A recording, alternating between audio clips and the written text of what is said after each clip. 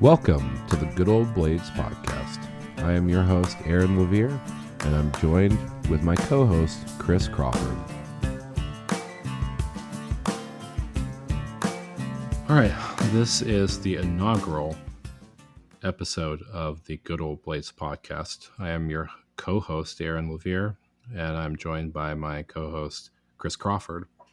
We wanted to do this podcast to answer some of the questions and bring on guests to answer questions that we see actively in knife making. And I would say that I mirror a lot of the same kind of analytical attributes of Chris, and in that we both think of things in a very linear, progressive type of manner. So we thought that we would first eat our own dog food and interview each other so that we could get an idea of who we are.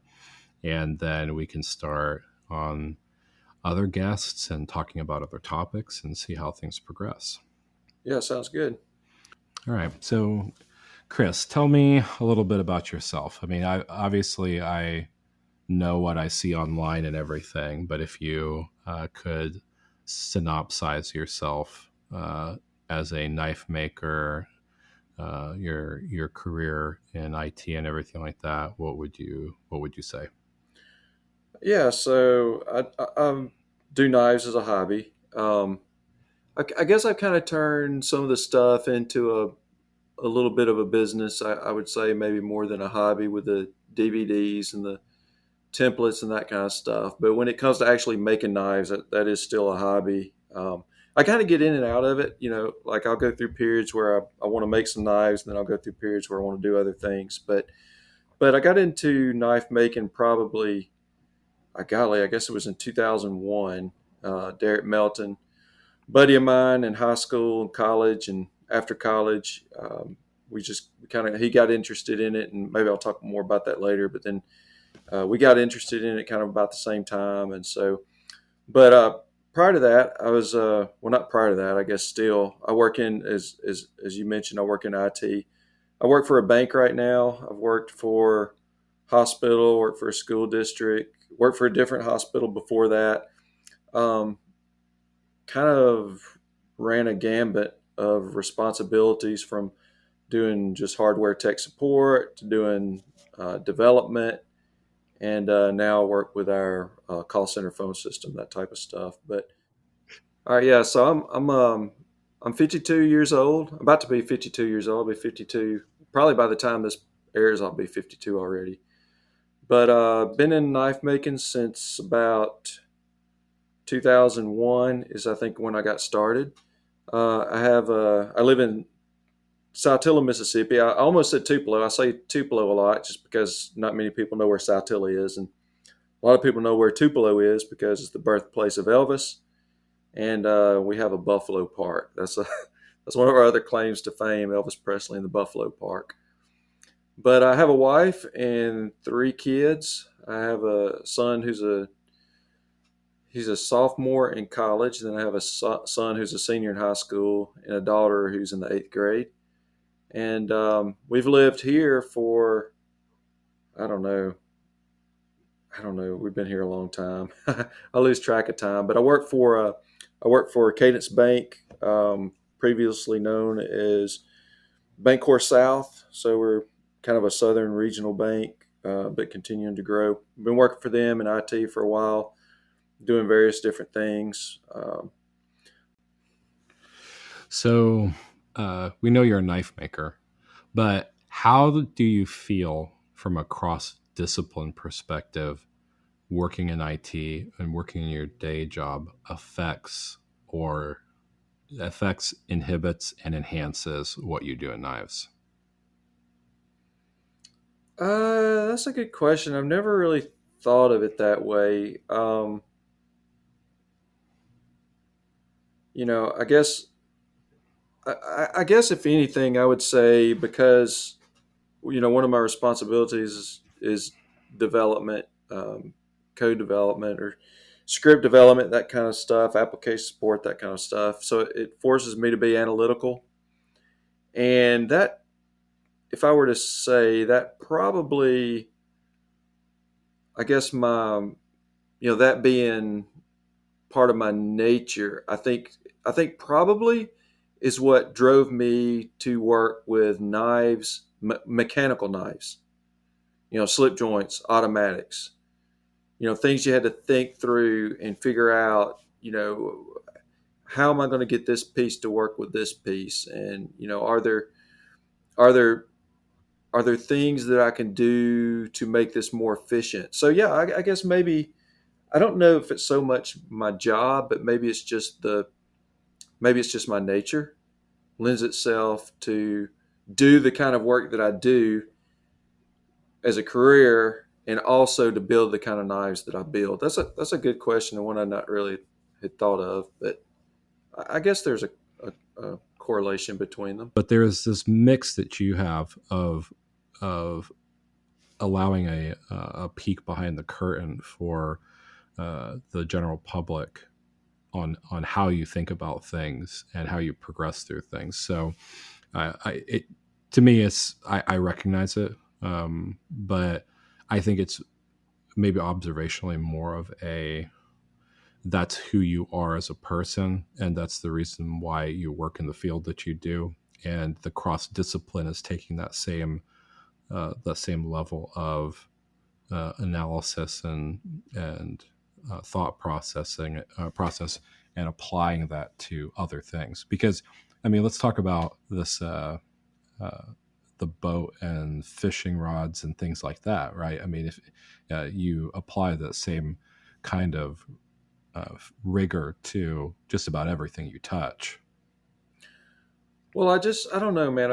I enjoy making things, and I kind of enjoy a project, and I love fishing, right? So if I can't be out fishing, sometimes I think, well, what can I do to make it better for when I can go fishing?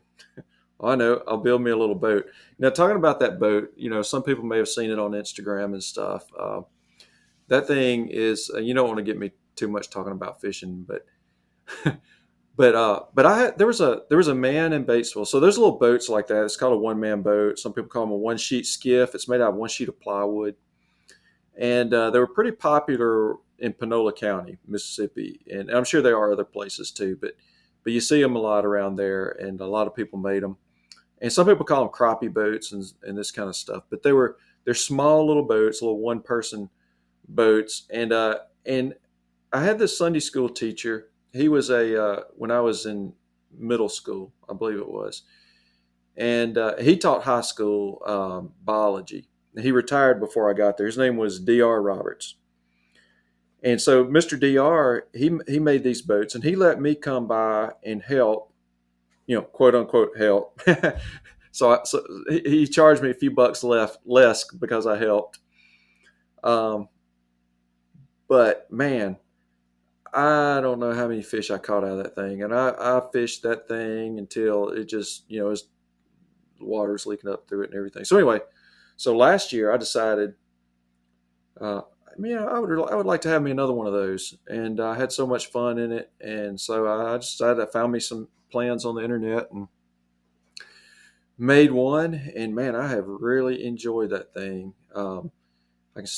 One of the things is my boys, they're older. One of them's in college. One of them's real involved in school. So I'm fishing by myself more. And I know that's not what this podcast is about, but anyway. So when I go by myself, it's been nice to have that little boat to take, and I've enjoyed that. But along those same lines, I grew up loving to fly fish, and never trout fishing or anything like that, but fly fishing for bluegill and that kind of stuff. And so um, I've had Brian Burbank. He's a guy that lives over around Birmingham that I met him at a knife show. Well, it was at Batson's Bladesmith and Symposium. Batson's Bladesmith and Symposium is held over near Birmingham every year, and it's a big knife get together, and they have demonstrators that come in and everything.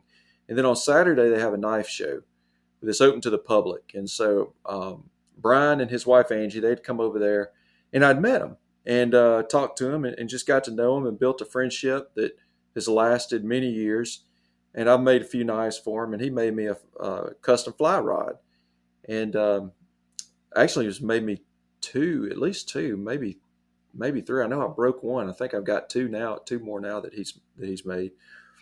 But that kind of got me interested in making a fly rod, and then, but I always wanted a bamboo fly rod, and so that's something I'd bought some books and did a lot of reading on. But you talk about getting back to tooling and stuff. One of the things that when I made my bamboo rod, I made three of them now. I'm not great at it. Like there's nothing I'll ever sell because I'm not proficient enough to sell one for the cost that I would need to acquire for the time put into it. But I've made myself two and made my father-in-law one. But anyway, I had to make a lot of the heat treat oven and the jigs and all that stuff for that. Well, I enjoy that kind of stuff. I mean, I enjoyed making the stuff to make the rod probably as much as I did making the rod. But circling back to your question, I enjoy making stuff, and I enjoy the satisfaction of looking at something completed and being like, well done, and and I'll tell you this. So I'm a Christian, and the Lord and the Bible and all that's important to me. And one time I was thinking about creating and thinking about making knives particularly, and thinking about knives step by step. I was thinking about what is it that makes knife making enjoyable, and what is it that makes knife making not enjoyable. And I offer this to anybody who may be struggling with that. And so I got thinking about, Genesis talks about how we as man are made in the image of God. And so that raises the question, well, how are we made in the image of God? Like, what does that mean?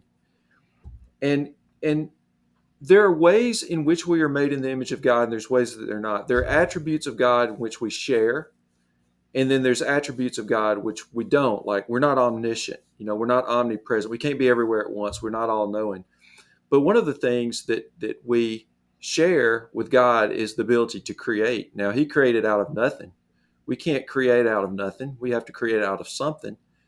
But he is a creator, and He made us a creator. And if you think about the Genesis account, if you think about the creation of the world, after each step, God looked back and He said, "This is good. This is good." And then at the final creation, the creation of man, He says, "This is very good." And so how I apply that to knife making, I know I'm giving you a very long answer to a short question, but I realized that when I take knife making slow, step by step, and I look at I do each step to the best of my ability, I can look at that step and go, "This is good," even if it's not good. I mean, you know, things always kind of mess up, but if I'm making a knife just to get that knife done and sold, I don't enjoy it. But if I'm taking my time and each step along the way, and this applies to building that fly rod, this applies to building that boat or whatever I create, like I'm going to mill the liners and they come out nice. I said, "This is good. I have satisfaction in that." And then I'm going to glue the handle on there, and then I'm going to profile the handle. I said, "This is good." I have joy in that. And then when the whole thing comes together, just like the final creation of the world, I think, when God says this is very good, you look at that knife, and to me there's satisfaction, there's joy in it.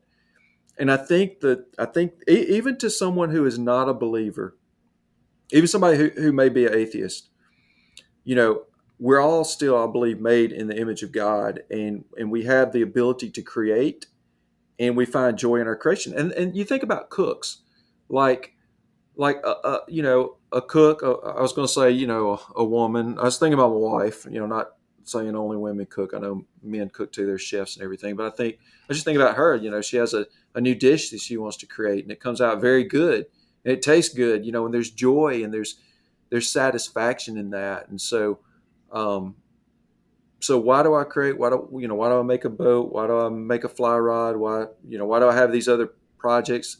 I think there's joy and there's satisfaction in looking back at your creation and enjoying it and appreciating it. So anyway, I apologize for that long answer. No, it's okay. I mean, I think it's very similar for those who do not have children, it would seem like they're boat anchors to life, right? I have some cynical single friends who are like, "Why would you have children?" But when I think about the effort that you put into children, it's something that I don't question. There's not really a time in my life where I've looked back and said, "Oh, I really shouldn't have done that," right? And I think that when you dig your heels in, when you set roots, and when you really work towards something, there is an immense satisfaction in helping to nurture things to fruition, right? And I'm reminded in my knife making, there's a certain fidelity and integrity that I try to keep. And it's a lesson that goes back to how I raise my kids. It's like anything that is worth doing right. That you might not always do things perfectly, but it's always good to try to do it and then to do it right, right? And so when I'm making knives, I'll actually oftentimes bring them in the house from the shop and have them take a look at them. And my 7-year old will sit there and like look at it and tilt it around on the light and everything because she sees that emulated by us and my wife and I, and knife shows that she's had people look at them, and she kind of does that thing. She's like, it's pretty good. And I'll usually take that as a pat on the back. She's like, Dad, this is a really nice knife. And our 17-year-old Alindria, she's gotten into it more because she's been at a few shows and traveled with us some, and she's the same way. She's like, this looks really good. But there are times when they'll look at something and they'll zero in on it and say, were you planning on fixing this? And I appreciate that because it shows that I've emulated enough. I've emulated enough on how to detect certain flaws and analyze the way that things that they should be, and they can look at that in my knives and kind of tell me whether I've missed something or not. So it's the idea of creation, I think, is one of the reasons why I do it too, because I came off of a jewelry apprenticeship.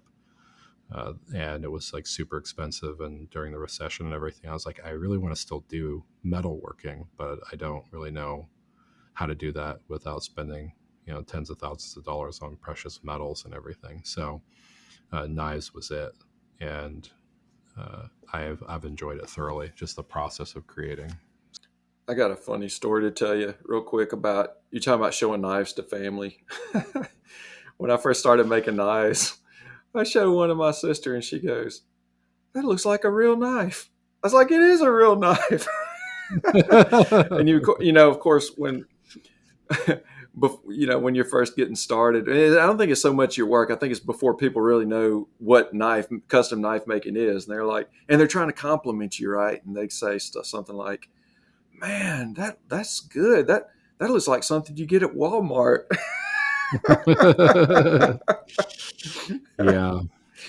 Yeah, no, I get that. And that actually brings up a good point is my wife would call me a contrarian in some ways. I definitely play devil's advocate on a lot of ideas and things like that, and kind of it's actually one of the reasons for me wanting to participate in the podcast is to say, there's things that we don't talk about, or things that are maybe taboo in knives a little bit, and I just don't hear makers talk about those things, like the finer points of certain things that I'm sure we'll get into as our episodes accumulate. But um, the the reality is that knives have not always looked the same through history, and we are at a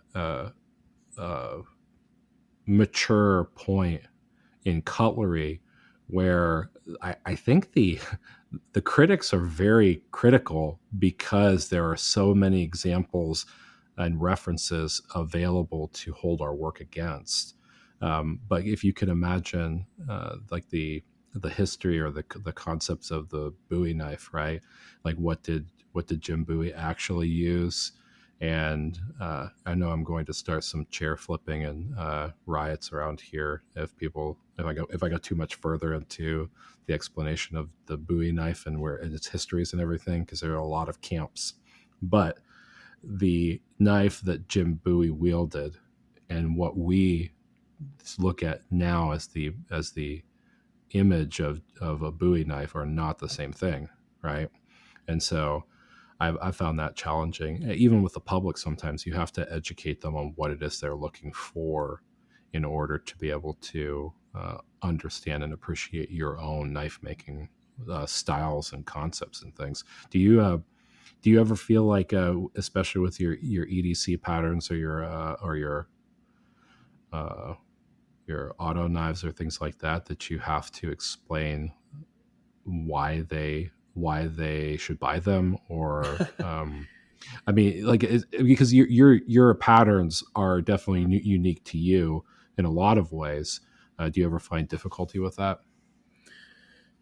Um, I don't find difficulty with it because this is going to sound terrible. I don't find difficulty with it because I don't really care, and I don't mean that in any kind of cynical way. I'm just, it's the knife I make, and so if somebody likes it, they like it, and if they don't like it, that's fine. And yeah, I've had people that I've worked with in the past who found out that I made knives and were kind of interested in a knife, and but they were interested in some of the more traditional patterns. And I've made two blade trapper before, and I've made a three blade stockman. But I just really maybe I'll get back to doing that one day or whatever. But and this is going to sound lazy, but that EDC pattern is just I can almost make it in my sleep, right? And I like it. And everybody that I sell one to likes it. I mean, they like it because it is a good carry knife. It's small. It's not heavy. It doesn't have bolsters. I do have a bolster version of it. It's a little bit nicer, but it's a very good pocket knife for just, and I don't mean that in any conceited way, but it's just, well, you and I talked about, um, not on the podcast here, but you and I have talked about the pattern that it was built off of as um, a smaller lockback, like a stainless steel lockback. What'd you say it was like? It wasn't the buck. Was it buck? Like a Yeah, I think Buck. 515 or something? Yeah, it's a 515 or 525. There's some 500 series, small lockbacks Yeah. that. So it was definitely influenced by that. I mean, it wasn't that particular knife. It was one that my dad had that I think was probably a probably a knockoff of that knife. And I used it for one of my original slip joint patterns, and then it's grown and kind of morphed over time to what it is today. But I just like making that knife. So to answer your question, in fact, I don't even remember exactly what your question was, but um, you know, what was your question? Sorry. Well, no, it's fine. What I was interested in know is if you have problems introducing knife designs or work that you do to Okay. people, like educating the public on So them. not really. Also, for all the stuff our reasons I already said, but also because I don't really have a lot of public interaction. Like I've never done a show um, at Batson's Bladesmith Symposium. They have like a Saturday afternoon. Basically, they set up tables and you set your knives and stuff out, and the public comes in. It's not a big show. It's just kind of like an afternoon for like 2 hours, Saturday afternoon. So I've never done a show. Um, all of my all of the interest in my knives has pretty much come about from my website, and then once I got on social media, on Instagram and Facebook and stuff. So what people see, I don't think they really expect more um, than what they see. So I've not found that I've had to justify. Now I have had people to say, when I posted that little knife, they ask for what the price is, and I tell them, and one guy's like, "Are you out of your mind, for that knife or whatever?" And then I never get into tit for tat type stuff with anybody online. It's unproductive, and I feel like it would hurt my brand. Okay, so one thing I've tried to do is build a brand where I offer a good product at a fair price. You know, whatever that be, whether it's my slip joint, whether it's a video, and I try to stay out of controversy. But anyway, fortunately, some of the people who had bought my knife previously stepped in and defended me, so that was really nice of them. Um, but I think I was trying to answer this earlier that there were some people at work who were interested in me making them something more in the traditional pattern, which I have no problem with. But like a Stockman or just something more traditional. And I just really didn't have any interest in building it just because I don't know. I mean, maybe I should be expanding a little bit more. I tell you, if there's a traditional pattern that I want to build, if I do build one, I've always been wanting to build like a sunfish, and I'll get around to building one of those one day. But other than that, other than people asking for certain types, and I just say, well, I'm just not making that particular knife, or this is the ones I'm focusing on right now, and and just kind of let it go from there. So, does that answer Yeah. your question? Yeah, I think so in a roundabout way. But I think I in a way, I feel like the conversations I have with you are kind of dictated by rabbit holes and a little bit of ADD. I'm sorry. Because no. I mean, I'm the same way. So we'll ask questions and we'll get around to things. I don't. It's not the Joe Rogan experience. We're not going to be like really super great interviewers that stay on topic and try to lead people down a certain path.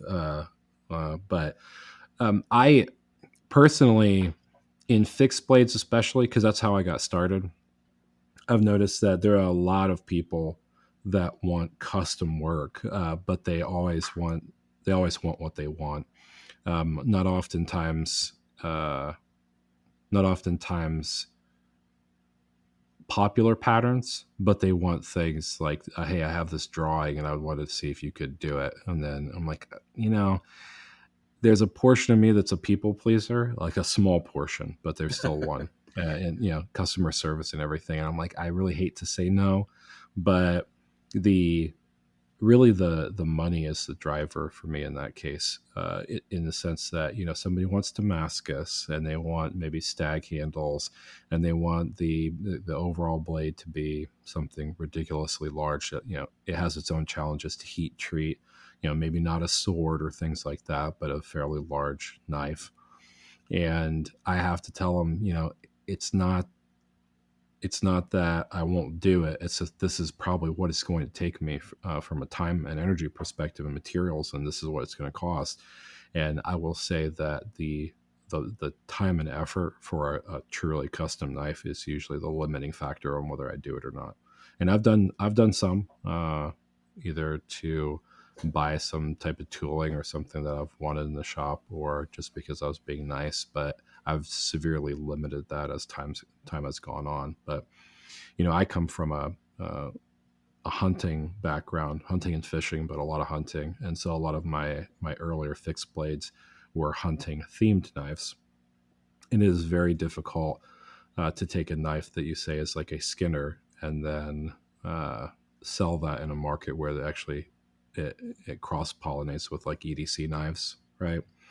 And then somebody's like, "What's this for?" It's like, well, I mean, you could break down an elk with it, or you could open up a bunch of Amazon boxes. And it's like, use your imagination. I don't know what to tell you, but I'm just making the thing. If you like it, that's fine. If you don't like it, then there's lots of other knife options out there. But I kind of I kind of fall into the same mentality where it's like I'm going to make what I want to make, and if you like it, then we can talk, and if not, I'm still willing to talk. But I'm not going to make a bunch of really crazy patterns or things like that just to satisfy a person's imagination. There are a lot of knife makers out there who will do it. I'm just not one of them.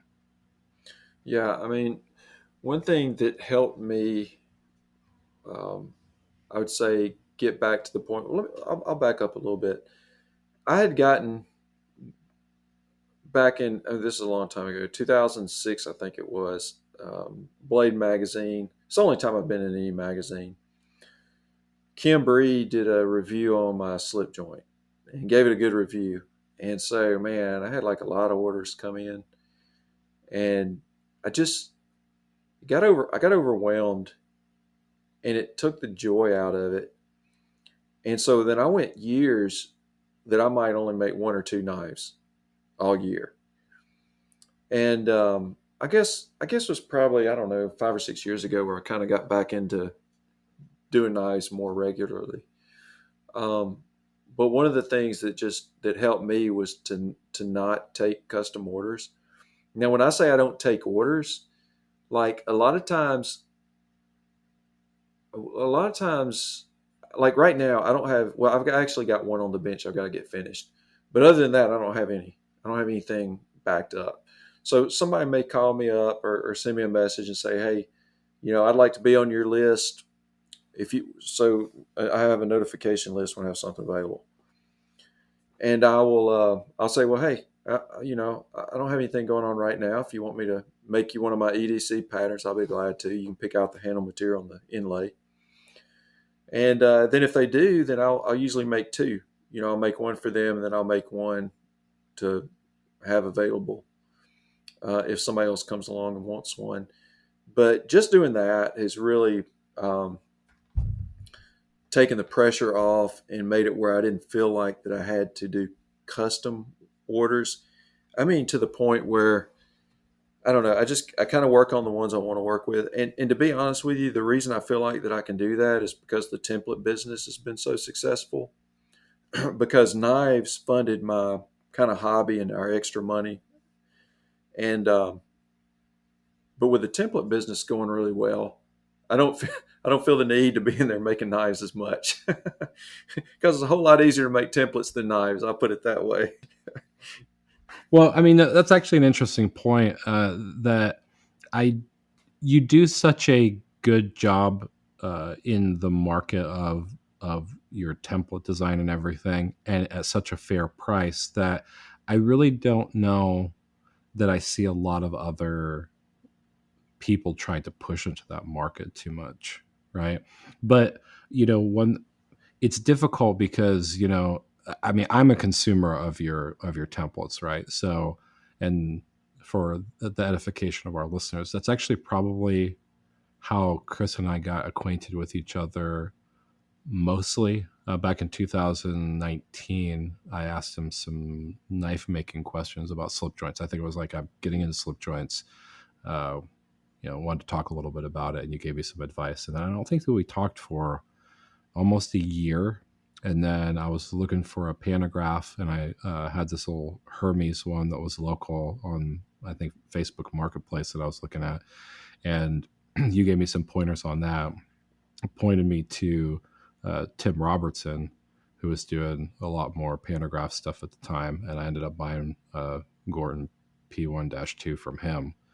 And so then after that, after you fed my addiction for a pantograph, you started feeding me templates, right? And but I there are lots of people in business that are fair weather, and maybe if you're only creating so many knives a year, you're still present, but in templates, you've always been there, right? As long as you've been making the templates, I've always been able to ping you on something, and whether it's a custom template or getting orders in for your pre-made templates, I've never not gotten a response and never not had speedy uh, uh, production and delivery on those things. And I personally, as a consumer, appreciate that because I can trust that you are the source that I want to I go to. appreciate that. Yep. Thank you. Also, like you're willing to entertain uh, uh, template designs that are outside of the norm for traditional slip joints too, right? So we're not just talking about bombs or shield, uh, like badges or ovals or things like that. You have a Sasquatch up on your page. Like, so. I mean, those things are interesting to me because there's the options are endless, and I don't really want to get stuck into the trying to CAD anything out or have a 3D printer and worry about any of that stuff. It's just another point of frustration for me. So I do appreciate the template Well, thank you. business. It means a lot. You know, so you have videos that you do from time to time. What is It's an interesting point. What does 2023 look like so far, without actually sharing too much about what your plans are? Do you have candidates for interviews and things like that lined up for 2023, or what does I this year don't look like? I don't have anything official. So we had some stuff in the works last year, and um, our bank merged with another bank, so we had conversion going on for like the last quarter of the year. Basically, well, getting ready. I think it happened in October, but we were, man, it was a lot of work leading up to that. So I wasn't able to take off and do those things. So I've got to get with the guys and try to get some schedules laid out. But yeah, so I hadn't released a video since, I guess it's been a couple of years, when I went out to Texas and I think we did 5. We did the Bill Rupel video. We did 2 with Craig Brewer. We did one with Alex Ruse, one with Tobin Nieto, and we did 2 with Alex Ruse. That may have been it. That may have been my stops. I can't remember, but I stay out there for about a week, and I have a regular full time job, so that's the problem too. Is we take a family vacation every year, and this year my son's a senior, and we're going to take him out west also, and so it's finding time to do the videos. I would love to be able to do more of these things, but it's just finding taking off from work, finding time. So I got a couple of guys that I've been talking to, and hopefully we'll be able to get something worked out. Um, I would like to release new videos every year, or at least every other year. I think it's been maybe 3 years since we've put anything new out. This will be the 3rd year, so hopefully we'll be able to get something going. Yeah. So just quit your job and do videos full time, so everybody can be edified by Yeah, that, right? videos don't pay insurance. I know how that is. Yeah, I mean, I get it totally. I cannot see myself, and for any prospective investors in my work or collectors, I don't see myself going full time at all. But there's definitely just that. I get a hankering sometime to just be able to not work full time and to be able to invest really and just like throw myself into knives. But then, there was it 2020, like right before the pandemic, I was laid off from work. And it was a long time coming because this company was just kind of a train wreck financially, and they were in the process of letting me go, and I just kind of stuck in like a tick and was proved value, but then eventually it happened. I guess they couldn't get rid of anybody else, but for probably about 3 or 4 months while I was looking for another job, I did knives full time, and I was incredibly blessed by being able to sell knives and have friends, family in the knife community buy knives from me. But it also made me, hate is a wrong word, but I definitely got I definitely exposed the fact that I do not really like taking a lot of custom orders and doing work that's that regimented. I really like coming out here, thinking about things, and and doing knives when the muse hits me, versus trying to do like force it. So I totally get that. But for the sake of uh, again, me as a consumer, I mean, I have quite a few of your videos. I was introduced into those fairly early on in my knife making journey. And I've always appreciated the consistency in providing content over production. We were talking about that a little bit before we started this thing, but I definitely learned something with every video you do, with the way that you produce it and ask questions, and your uh, the makers that you have that you're interviewing.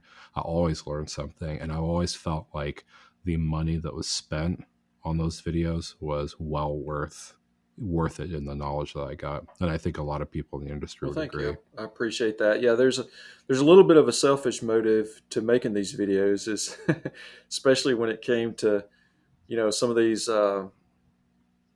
what I would call high end makers. Uh, I'll tell you this. I'll tell you a story about Luke Swinson. So anyway, I would consider him a high end maker, but I just kind of messaged him online. Didn't really know him, but I guess we'd been on Facebook on the, I don't know, the slip joints and lockback maker group or something. But I was like, hey, I was looking to I was wanting to talk to, do a video with, a high end slip joint maker. And he's like, okay. So do you want me to put you in touch with somebody? I was like, no, I was talking about you. But anyway, this, like I said, it's a bit of a selfish motive in that, some of these, like him and Craig and Bill, it's such a blessing just to get to go spend several days with these guys and be in their shops and watch how they do what they do, and then to be able to turn around and produce an instructional video that I can sell and make money, and just so everybody knows, I do pay the demonstrators. They make money from this as well, but but can also help others. Then that's really good. I'm glad that it works that way. But yeah, I mean, I learned something. You talk about learning from all that. I learned something every time I go. Even like when I went I've been to Pennsylvania twice to Jay Nelson's shop. We've done, I think, 5 videos together. And I don't make fixed blades, and I don't forge and all that stuff. But I always learn something. I mean, there's always something that, I mean, there may be just a little tool. I mean, one of the things, um, he had a hacksaw blade screwed to his table that he would use to cut sandpaper sheets. I thought that's genius. I'm always cutting these sandpaper sheets into quarters and having to get the scissors and do all that, and like you'd have to see it to know what I'm talking about. But it's just little tips like that. I pick up every one of these things I go to. I pick something. Even when I was doing Paul Long with those sheaths, and I don't make sheaths. I hadn't made a sheath. I made one sheath for the first knife that I made, but and I'm not planning on making sheaths. But even in that shop, there's always something. There's always something to learn from somebody. If you watch them and listen to them.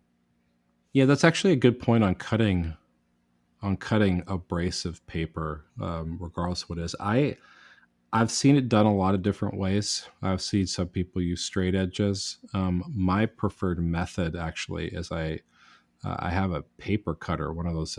It's not an industrial paper cutter, but it's just a little shear on the table that the arm comes down and cuts it out, and so I can take an 8 by 11 sheet of sandpaper or whatever it would be, and cut those into strips and whatnot, and that it's pretty quick. I think I might have found it on Facebook or like Facebook Marketplace or something like that. I think it's like $30. So I'm big on trying to look for aftermarket solutions versus just buying a thing outright. But I have also wasted some money. I try to buy aftermarket things to solve problems that there is an actual tool out there for it. So, but you live and you learn. So, kind of with that in mind, I wanted to get into how you got into knives and a little bit of a, a history exercise from your perspective. So, you are a slip joint maker. You make videos that demonstrate other makers. processes and techniques. You also have pantograph templates that you make. But when it comes to your experience in knives, you've been in it quite a while. And I wanted to ask you to tell me and the audience a little bit more about how you got started, and where, as another thought, like where do you think that's going for you personally as a knife maker? Yeah, man. So I got started, like I think I said earlier, back around 2001, maybe even 2000, but I think it was 2001. So I was working down in Jackson, Mississippi at St. Dominic Hospital, and my buddy Derek Melton. So I've mentioned his name a couple times, but some of you may know him of Melton Forge Works. He was a Forge and Fire champion. He made the short sword. It was just a really awesome sword. Um, he's primarily doing blacksmith type work now. He's an awesome blacksmith. And actually, one of the guests that I want to have on here um, pretty early. But so Derek and I became friends in high school, and I was friends with his wife. We marched beside each other, played French horn in a high school band. And I got to know Derek, I think, because he was dating Cindy, which is his wife. And so we got to be friends in high school, went to Mississippi College. He came to Mississippi College, got to be better friends during those years. We got out of college. We worked at one job together. Then we ended up working at another job together. And then I got married and moved to Tupelo, but I was still doing some custom work for the hospital down in Jackson. So anyway, I'd go down there, and so Derek has always been my hobby buddy, and by that, like when we were in high school, we were rollerblading all the time. When we a little bit later, we got into remote control airplanes. We were building and flying remote control airplanes together. At one point, we both had motorcycles. We both had Yamaha Viragos, and we were riding together. And I joked that the best thing that happened to me financially was to move away from Derek. but but so anyway, Derek was Derek was friends with this guy named Ramsey Green. Ramsey's dad, was a professor at Mississippi College, which where Derek and I both went. This was after we got out of college, but Ramsey was friends with a guy named Terry Vandevender. And so a lot of y'all may know Terry Vandevender, who was a master smith. And Terry Vandevender, and so Ramsey, if I remember right, Ramsey would go out snake hunting with Terry Vandevender. So Terry Vandevender not only is a knife maker, but also a herpetologist. And so I was real into snakes too. Like we would go out and catch snakes, and stuff just for fun, did that a good bit. But anyway, so Derek got to talking to Ramsey. And Derek, if you're listening to this and I got the story right, I apologize. But anyway, so somehow Ramsey got interested in knives from Terry, and Derek got interested in knives from Ramsey. So Derek finds this, and this is the internet's just starting to really become popular at the time. Derek finds this tutorial, and you can still find it out there. I think it's in PDF form, in a PDF now, called Jonesy's Cheapskate Guide to Knife Making. And so Derek finds this website. Have you seen that? You're laughing. Have you seen that? Okay. No, but Yeah, that you got to look title it is up. perfect. Jonesy's Cheapskate Guide to Knife Making.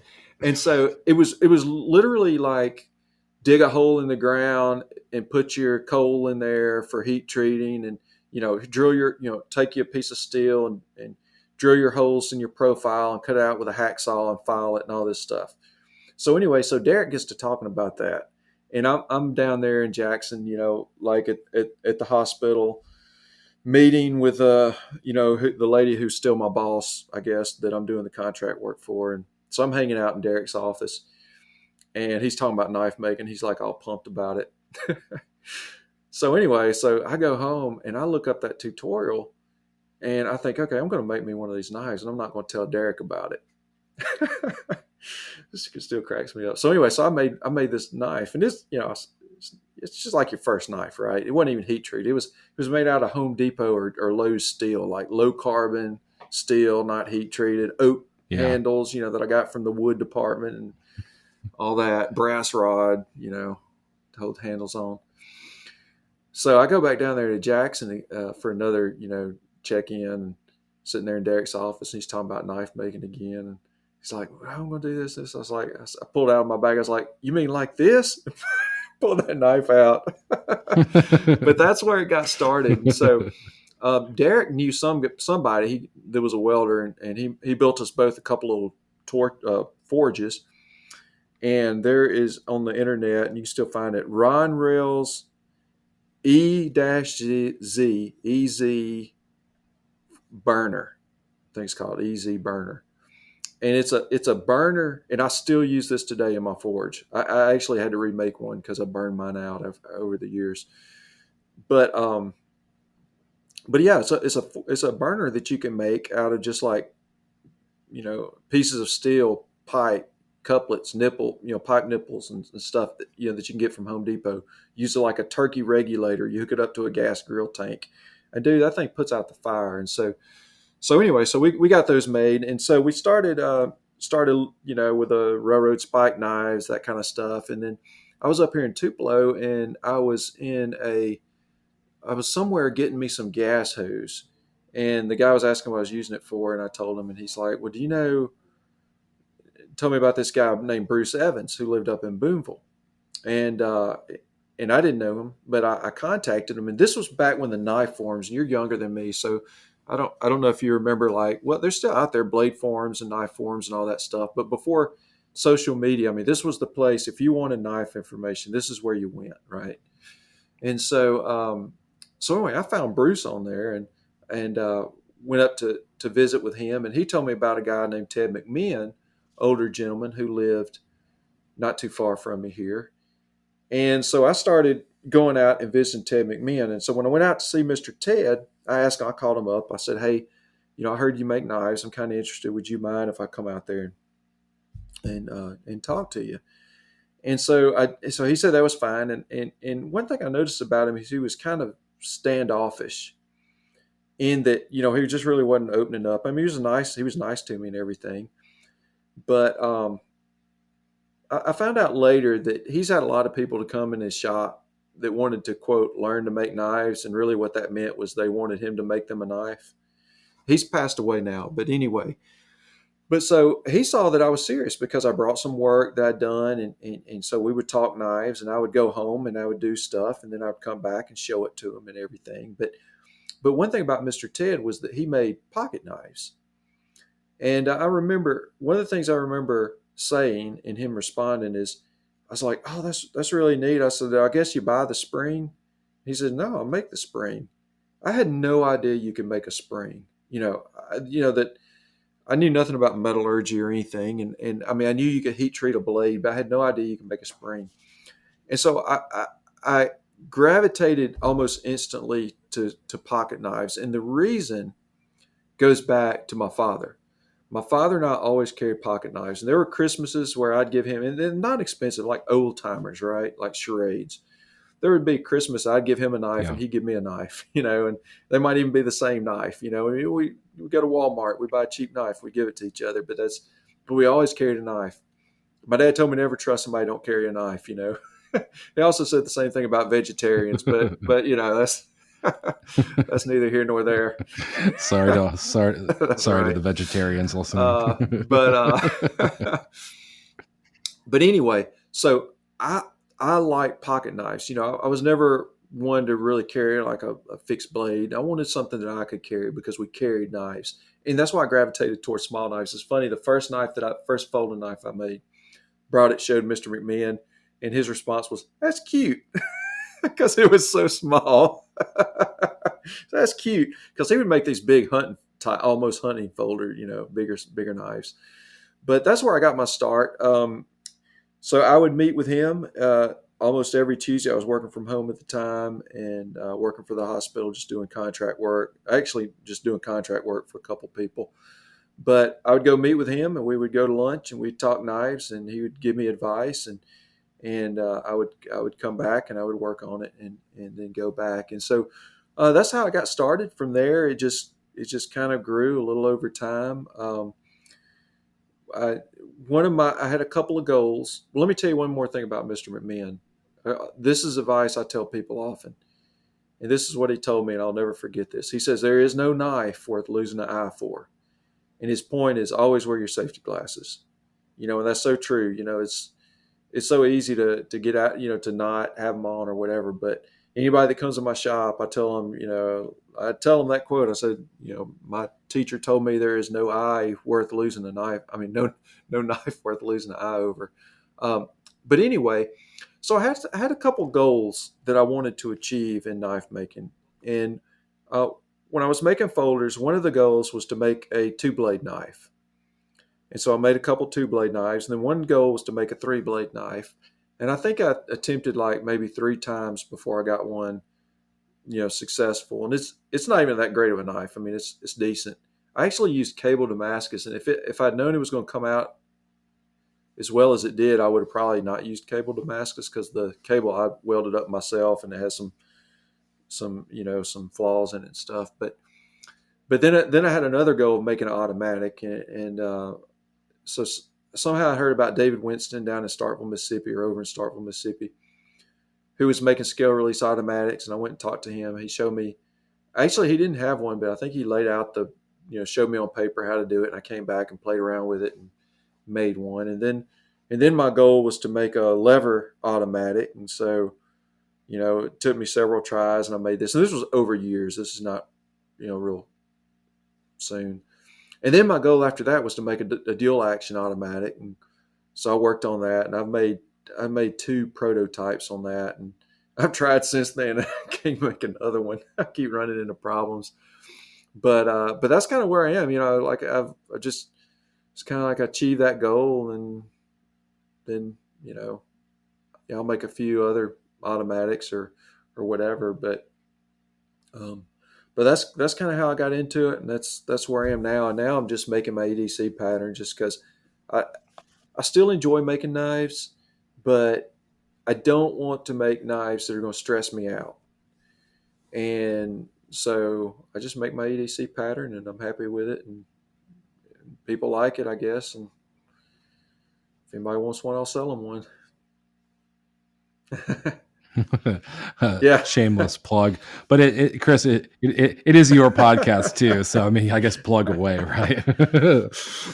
One thing I've always appreciated is the adherence to certain safety protocols, like the how to make folders. It has Wayne Clay and Ron Lake and Is it I forget Shady? who the Or that's last the one is. Oh my multi-blade one. goodness. But yeah, no, it's a Cifuente, or I forget how to say his last name. Some people will probably get mad at me for that, but it's a fairly popular folder book, and something that Wayne Clay was talking about is using a respirator for buffing compound. And I grew up in the Appalachian Mountains and coal mining country, and I knew quite a few people whose grandfathers or fathers died from black lung. And the consequence of working in limestone or metal grinding and whatnot is silicosis, so white lung. And that's a very common problem, is because you breathe in metal shavings and compounds and things, and your lungs cannot process them. So if you want to be an old knife maker, then you need to protect your lungs and your eyes, because you'll either end up blind or you'll end up with emphysema or something like that later on, and that'll cut your life short by quite a bit. Not to mention if you're a fool on the buffer and throw something back at yourself. But I mean, it seems almost unconscionable when you think about all the dangers of knife making to actually get into it, especially if you're risk averse. But there are a lot of hazards that you don't actively think about, and a lot of missing knuckles in order to find some of those things out. Yep. But so You mentioned one time I was talking to you. You mentioned about Chad Nichols, right? And Damascus, and kind of this earlier iteration of you in blacksmithing. Uh, can you talk a little bit more about that? Because I was interested in the relationship that you guys had earlier on in your knife making journey, especially as it was related with um, blacksmithing, and then also it's a follow up question related to what made you decide to forego that in favor of doing more stock removal. So when you say blacksmithing, are you talking about just? Well, I don't think I have really any history in blacksmithing. Are you talking about like forging railroad spike knives? Well, yeah, you have forging. I guess bladesmithing would probably be the more appropriate. But I mean, yeah, you have forging in your background, right? And you said you made Oh, cable Damascus yeah. for. I mean, those things. I got into knives, and I can't really say that I was a heat and beat type of guy.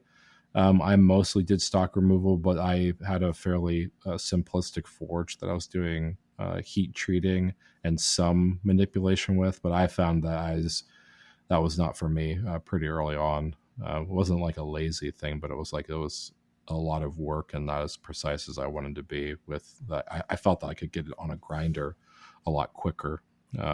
But it interests me, at least. You have this experience with forging and dabbling in that side of the house, and then go into making pocket knives, which requires a little bit more precision at times. So can you talk a little bit more about Yeah, that? so my fort, like if you go to my website and you look at my knives, I've got every knife I've ever made out there in my gallery, and they're dated. Yeah, look at the ones I forged. They're all going to be within like the first year. I mean, and they're all going to be railroad spikes, right? So I never really got into forging knives. Now the cable Damascus, um, I think I was playing around. I was trying to see if I could forge some Damascus. I never had anything like a power hammer. Well, actually, I did have a power hammer for a while. I can get into that in a minute, but I'll get into the relationship between me and John Cohea and Chad Nichols in just a minute, since you asked about that. But yeah, so I don't really, I think I was forging railroad spikes because that's what I had. I picked up railroad spikes. They're novelties. People like them.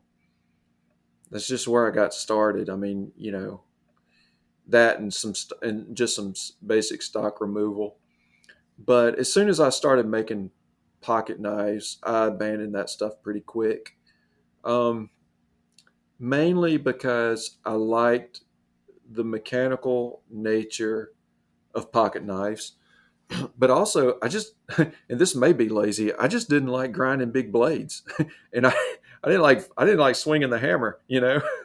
I got respect for those guys that do, because those guys got guns, and it is really neat, and going and watching people that have that, it's a real talent. It's some people might create a dichotomy, um, if I'm using that word right, between people who forge versus people who make, not I'm not talking about stock removal, but people who do stuff like folders, forge hunters, buoys, as opposed to people who make folders.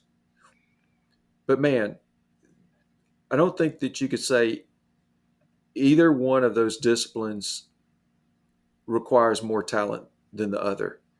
I mean, to forge and to move the metal the way that people do, and it is a true art.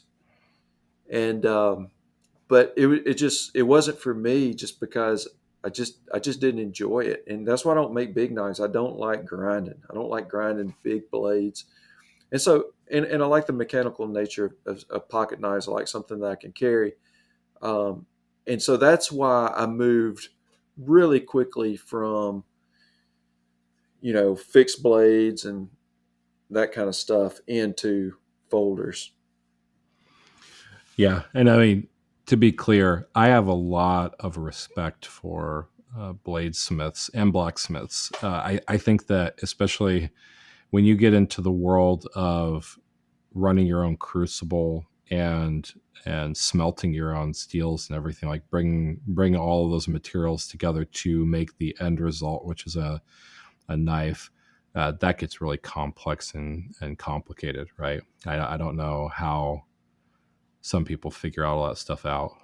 But probably a lot of trial and error, mostly error. But um, something that I think is maybe a misnomer nowadays is that a lot of the old, I mean, all the old blades, Sheffield style pocket knives and everything were uh, bladesmiths to some extent, right? They're all ground on big wheels and things like that, and so there's not one side of pocket knives, traditionally that did not come from the same ilk of process and people that bladesmithing today comes from.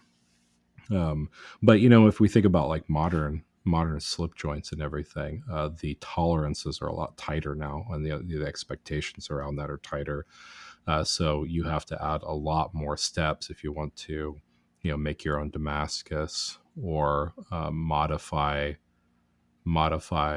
billets in order to turn those into slip joints. So there's a lot more process. Uh, I feel at least. Versus like for me, I just I want a Damascus billet. I buy one that's approximately what I need it to be. Surface grind it to the parameters that I need it. Cut it all out like I would any other piece of steel, and I'm good to go. Like I do not have to worry about the headache of how am I going to get this feather pattern to work correctly, and how am I going to botch it. If I get everything, if I get the blade attitude and everything situated correctly on a pocket knife, and put some liners on it and everything, I'm usually pretty happy. It's like, okay, if I don't mess anything else up and I nail the grinds and everything, we're good. But to have this idea in your mind about the kind of like maybe like a mosaic pattern Damascus or something, and then get it all the way to complete. To me, that seems like an awful lot more stress than I'd be willing to put myself through. Yeah, fortunately, there's guys who are really good at it, and Chad's one of them. I'll get back to your question about that. And so, did you know John Cohea? Did you know him personally? No, I did not know him personally. Okay, so John Cohea, yeah, I'm sorry, yeah, he was a frontier style sheath and knife maker, and really really good at what he did. But John and Chad and I all kind of got started about the same time. Again, early 2000s, and we met each other all around the same time. Actually, Mr. McMahon, we would meet together for lunch like once a week. Well, I always talked about Mr. McMahon, but this was like later when I was working, and we met a few other knife makers in the area, and we would get together at a restaurant and talk about knives and show our work and that kind of just kind of little, wasn't really anything official. Anybody could come to it, but just an opportunity for us knife makers to get together. But John had just moved to our area, and I'd kind of, I guess, had some conversations with him online. But he just moved to the area, and he was making, he was just getting started in knife making at the time, and then Chad, I think, he was making knives at the time and starting to dabble in Damascus a little bit, but there was a man back home in Batesville, Buzz Warlaw, who had a pig farm, and I was talking to him. He was friends with my dad, and I was talking to him, or one time, telling him about I was getting into knife making. He goes, "Well, do you have a hammer?" And I said, "Yeah, I got a hammer." And he's like, "No, I mean like a power hammer." And I said, "I didn't."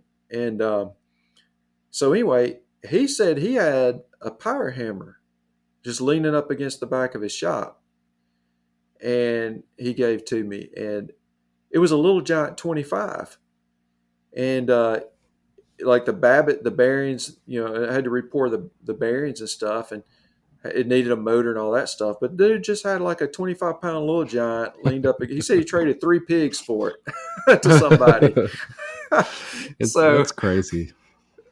so I had that little giant, and I brought it home and cleaned it up. Had it in my garage. I actually had to drill some anchor holes in the garage and bolt that thing down because it would walk across. If you ran that thing, it'd try to walk off from you. But anyway, so I had that. Well, John had started. He got started getting into forging, and I wasn't forging. I didn't really need that power hammer that much, but John had a surface grinder, and because I was starting to move into folders, I was kind of like, I kind of need that surface grinder. And so me and John did an unofficial trade, and I got his surface. Well, look, hang on, let me back up. He had a surface grinder. This may have been before I got the power hammer. He had a surface grinder that I borrowed for a while, but ended up giving back to him. But then I had the power hammer. John had a heat treat oven. That's what it was, and I was wanting to get into stainless a little bit. So we did a kind of a swap where I gave John he put the power hammer in his shop, and I got the heat treat oven. So Chad, he started, he was getting into Damascus and really getting good at it and doing different patterns. And I believe I'm remembering this right, but he was wanting to get into maybe stainless Damascus or something where he had to, what is it, where they pump argon into the oven or something. But anyway, he needed an oven. And so I wasn't using the oven because I thought I was going to do stainless, but I wasn't. I was still doing O1. So he got that oven. But then as his shop got bigger, he had a surface grinder that he gave to me to use. And so anyway, that's the surface grinder I have now. I have the one that came out of Chad's shop. John, when he passed away, still had that power hammer in his shop, and I'm sure that oven was probably burned out and long gone by now. But so that's kind of how me and John and Chad all kind of, I don't know, kind of helped each other out, I guess, with our start. But I haven't for making folders. I'll just say this, and not to get into this whole subject, but for making folders, surface grinder is not necessary, but is very beneficial. And so that is one of the things that's helped me move on to the next level in fit and finish and that type of stuff was, and that was because Chad, let me put that surface grinder in my shop. Maybe it would be a good idea to iterate on what your goals are for the podcast going forward, and what things that we're looking for, as from your own impression. Yeah, I would say that, like you mentioned, talking to people, interviewing people. There are a lot of people doing things that may not be necessarily just knife making, but are somehow related to it. Maybe on the fringes, like blacksmithing, or like you said, scrimshawing, or sheath making, or anything like that. I mean, it's like I said, there's always something to learn from somebody, and hearing people's stories, hearing how they got to where they are. Who were some of the influencers that, for them, or, what was the turning point in their process. All these things can be beneficial and can help others who listen. And so, my goal is really to offer was kind of like with the videos, I want to offer, I was going to say, a good product at a fair price, and seeing that these are free. The price is already fair. I don't know. I mean, time's not free, right? So really, actually time's not free. So I hope that we can offer a product that people feel like it's worth their time to listen to, that it's informative, that it's entertaining, and that it's beneficial. And so I think that'll come along as we do get to talk to other people, and learn about what they do and learn about them, and some of these may be people that are well known, and also, you and I've talked about, we want to find people that we don't know, and maybe it's somebody, maybe we come across somebody on Instagram that we like their work, and just talk to them and say, hey, tell us about you, and let other people get to know them as well. And so that's kind of what my thoughts are on the podcast, and what my goals are. Good deal. Well, Chris, thank you for sharing yourself with us and talking through some things.